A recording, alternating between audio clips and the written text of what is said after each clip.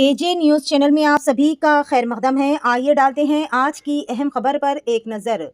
ख़वातीन को तहफ़्फ़ुज़ात की फराहमी के मामले में मरकज़ी काबीना का फैसला एक तरफ़ा। बीजेपी हमेशा ही की तरह धोखाधड़ी की पॉलिसी इख्तियार करने कोशा।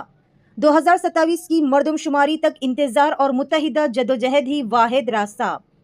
सदर तेलंगाना जागृति कल्वाकुंटला कविता ने ख़वातीन को तहफ़्फ़ुज़ात की फराहमी के मामले पर मरकज़ी काबीना के फैसले को एक तरफ़ा करार देते हुए हदफ तनकीद बनाया। उन्होंने मुतालबा किया कि मरदमशुमारी में ओबीसी तबक़ात की अलहदा गिनती की जाए और ख़वातीन कोटे में इनके लिए सब कोटा फराहम किया जाए। उन्होंने वाज़ेह किया कि जागृति इस मुतालबे की तकमील तक शिद्दत के साथ तहरीक चलाएगी। कविता ने कहा कि ख़वातीन रिजर्वेशन बिल के लिए जागृति की जानिब से शुरू करदा जद्दोजहद के नतीजे में मुल्क भर की ख़वातीन को फ़ायदे की राह हमवार हुई। उन्होंने कहा कि दिल्ली में इनकी क़ियादत में धरना मुनज़्ज़म किया गया था, जिसमें बड़ी तादाद में जागृति के कायदीन और कारकुनों ने शिरकत की थी। एहतजाजी प्रोग्राम में 18 सियासी जमातों को शामिल किया गया, जिसके नतीजे में पार्लियामेंट में इस मसले पर बहस मुमकिन हो सकी। सदर तेलंगाना जागृति ने कहा कि जागृति की सियासी जदोजहद और दबाव के बायस ही ख़वातीन रिजर्वेशन बिल को अमली शक्ल मिल सकी। ताहम इन्होंने इस बिल के फ़वाइद को पोस्टेड चेक से ताबीर करते हुए कहा कि इसके हकीकी असरात फौरी तौर पर सामने नहीं आए। कविता ने कहा कि इस बिल को ओबीसी ख़वातीन के लिए किसी सब कोटे के बगैर मंजूर किया गया, जबकि इसे हदबंदी डिलिमिटेशन के साथ मशरूत किया गया, जिसके बायस हाली पार्लिमानी और 12 रियासतों के असम्बली इंतखाबात में ख़वातीन को इसका कोई फ़ायदा हासिल नहीं हुआ।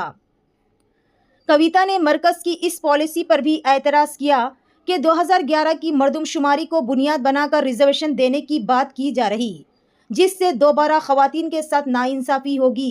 उन्होंने मुतालबा किया कि 2027 की नई मरदमशुमारी के बाद ही रिजर्वेशन का निफाज अमल में लाया जाएगा और इसमें ओबीसी तबक़ात की मुकम्मल गिनती के बाद इनकी ख़वातीन के लिए मखसूस सब कोटा भी शामिल किया जाएगा।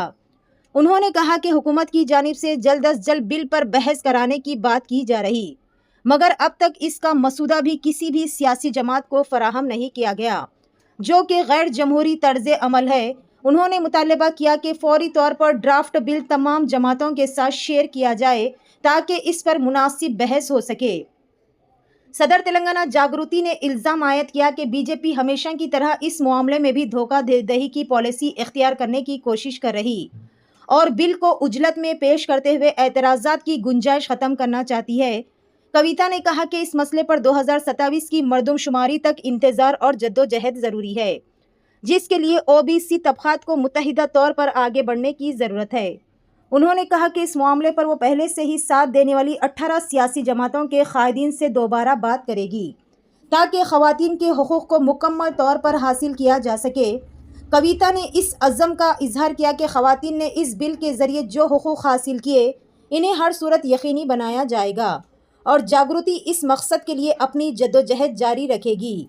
ऐसे ही अहम खबरों से अपडेटेड रहने के लिए आपके अपने न्यूज़ चैनल एजे न्यूज़ को लाइक करें, शेयर करें और తెలంగాణ फॉलो करना ना జాగృతి भूलें। మొదలుపెట్టినటువంటి మహిళా రిజర్వేషన్ పోరాటం తెలంగాణ ఆడబిడ్డలకే కాదు 50 మంది భారతదేశ మహిళలకు లాభం జరిగే విధంగా మనము వెలిగించినటువంటి దీపం 29 రాష్ట్రాలలో ఒక వెలుగును నింపి మహిళలకు మహిళా బిల్లును సాధించి పెట్టినటువంటి విషయం మీ అందరికి కూడా తెలిసిందే. చాలా మంది జాగృతి నాయకులు కార్యకర్తలు కూడా నాతో పాటు వచ్చి ఢిల్లీలో ఉండి దీక్ష చేసి అనేక రాష్ట్రాల్లో ఉన్నటువంటి మహిళా సంఘ నేతలతో కోఆర్డినేషన్ చేసుకొని దాదాపు 18 పైచిలకు పార్టీలతోని మనం మద్దతు కూడగట్టి వారితోని పార్లమెంట్లో మాట్లాడించి వారితోని సపరేట్గా 0 అవర్స్లో ప్రొటెస్ట్లు చేపించి రకరకాల కార్యక్రమాలతో ఒక రాజకీయపరమైనటువంటి ఒత్తిడిని సృష్టించి మహిళా బిల్లుని దేశంలో సాధించడంలో తెలంగాణ జాగృతి పాత్ర చరిత్ర ఎన్నటి కూడా మర్చిపోలేనటువంటిది. మరి ఆనాడే చెప్పినాం, మహిళా బిల్లు పాస్ అయింది, కాకపోతే దాని లాభం ఒక పోస్ట్ డేటెడ్ చెక్ లాగా ఉంది, వెంటనే ఆ లాభం వచ్చేటట్టుగా కేంద్ర ప్రభుత్వం చర్యలు తీసుకుంటలేదని మేము ఆనాడే అభ్యంతరం చెప్పడం జరిగింది. ఒక పక్క సంబరాలు చేసుకుంటేనే ఇంకో పక్క ఇది ఇమీడియట్గా మహిళలకు లాభం చేకూర్చడం లేదు. 2, ఎవరైతే బీసీ ఆడబిడ్డలు ఉన్నారో వారికి కోటా రావడం లేదనే విషయాన్ని కూడా మేము అదే రోజు అభ్యంతరం పెట్టడం జరిగింది.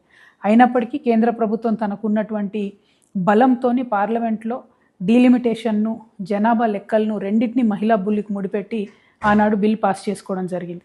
కొత్త పార్లమెంటు బిల్డింగ్ వచ్చినప్పుడు కూడా మోదీ గారు మరి అందులో మహిళా బిల్లును ప్రవేశపెట్టి ఈ దేశ ఆడబిడ్డలందరికీ కూడా ఎంతో మేలు చేసామనే విధంగా ఒక పిఆర్ స్టంట్ లాగా దాన్ని చేయడం జరిగింది. బట్ అల్టిమేట్లీ జరిగింది ఏంటి? పోయినటువంటి కేంద్రం ఎన్నికల్లో మహిళలకు రిజర్వేషన్ రాలేదు. ఆ తర్వాత 10-12 రాష్ట్రాల ఎన్నికలు జరిగితే అప్పుడెప్పుడు కూడా రిజర్వేషన్లు రాలేదు. ఇప్పుడు మళ్ళీ కొత్తగా 2011 జనాభాను తీసుకొనే మేము ఈ రిజర్వేషన్లు ఇస్తామని చెప్తున్నారు. మరి దీనివల్ల మహిళలకు నష్టం జరుగుతుందనేటటువంటిది నేను పర్సనల్గా భావిస్తూ ఉన్నాను. 2027 జనాభా గణన జరిగేంత వరకు ఆ జనాభా గణనలో కూడా మీరేదైతే బీసీలను లెక్కిస్తామని చెప్పారో బీసీ కాలం పెట్టి లెక్క పెట్టిన తర్వాత మీరు మహిళా బిల్లుకు అప్లై చేసినట్టయితే బీసీ కోటా వస్తుంది, మహిళలకు కూడా ఎక్కువ సీట్లు వచ్చేటటువంటి అవకాశం ఉంటుంది. కాబట్టి 2027 వరకు ఆగాలని చెప్పి ఆ లాభాన్ని మహిళలకు కలిగించాలని చెప్పి నేను భారతీయ జనతా పార్టీని డిమాండ్ చేస్తూ ఉన్నాను. ఇది బీసీ బిడ్డలు, ముఖ్యంగా బీసీ ఆడబిడ్డలందరూ కూడా కదలాల్సినటువంటి తరుణం. మరి వచ్చేటటువంటి ఈ బిల్లులో ఈ నెల 16, 17, 18 స్పెషల్ పార్లమెంట్ సెషన్ పెట్టి ఈ బిల్లును పాస్ చేస్తామని చెప్తా ఉన్నారు. కానీ ఇంతవరకు కూడా ఆ డ్రాఫ్ట్ బిల్లును ప్రజలకు చూపించడం లేదు. సో ఖచ్చితంగా ప్రజలకు ఆ డ్రాఫ్ట్ బిల్లు చూపించాలి. అన్ని రీజనల్ పార్టీస్ కూడా ఆ డ్రాఫ్ట్ బిల్లును చదువుకునే అవకాశం కల్పించాలి. అప్పుడైతేనే పార్లమెంట్లో అభ్యంతరాలు చెప్పేటటువంటి అవకాశం ఉంటుంది. కాకపోతే బీజేపీ ఎప్పుడు చేసినట్టుగానే మరి కంటిన్యూస్గా మోసపూరితమైనటువంటి వైఖరితో బిల్లు ప్రవేశపెట్టినటువంటి రోజు ఆ ఉదయం మాత్రమే బిల్లుని ఇస్తూ ఉన్నారు. దీన్ని వ్యతిరేకించాలని నేను అందరు పొలిటికల్ పార్టీస్ని కూడా రిక్వెస్ట్ చేస్తూ ఉన్నాను. ఇదివరకు మాతో కలిసి పనిచేసినటువంటి 18-19 పొలిటికల్ పార్టీస్కి కూడా నేను పర్సనల్గా మాట్లాడతాను. ఈ బిల్లును వ్యతిరేకించాల్సిందిగా కూడా వారందరినీ కోరుతాను. మహిళలందరం కూడా మనం ఐక్యంగా ఉండాలి. మనకు సాధించుకున్నటువంటి హక్కులు అమలు చేసుకోవడానికి మరొక పోరాటానికి సిద్ధంగా ఉండాలి. Thank you. జై తెలంగాణ, జై జాగృతి.